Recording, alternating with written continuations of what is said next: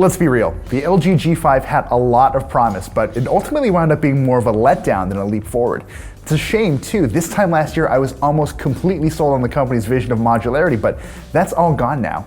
The LG G6 is a return to normalcy, and while it might not seem as immediately exciting as the model that came before it, maybe that's exactly what LG needs.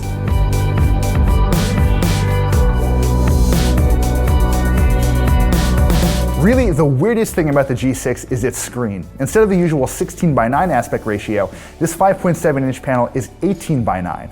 The whole of LG's UI, which is now at version 6, is tuned for this longer than usual screen, and it's actually pretty helpful.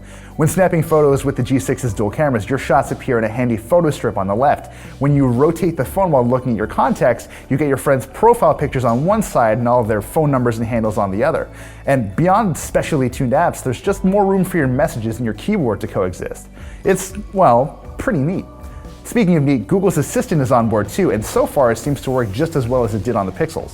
Anyway, you'd think a phone with an offbeat screen would feel kind of weird, but it's actually the opposite. The G6 feels great with its aluminum body and Gorilla Glass front and back.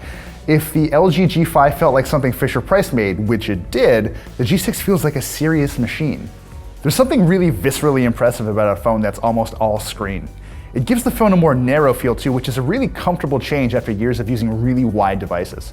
There are other upsides too. You can fit two reasonably big square app windows when you use Android Nougat's multi-window mode, which feels awesomely spacious.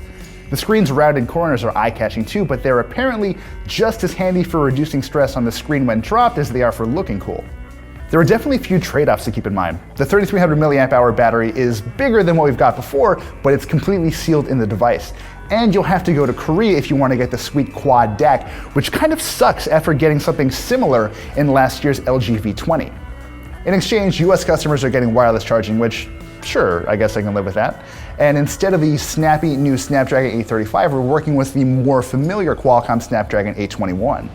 LG sees this chipset as a more reliable choice for now, and you're really not losing out on a whole lot, especially with 4 GB of RAM on board. Zipping through the interface, launching apps, and playing the occasional high-performance game all felt pretty smooth. We're at the point where steps forward in performance just aren't as jaw-dropping as they used to be, but the gadget freak in me still can't help but wish for the latest and greatest.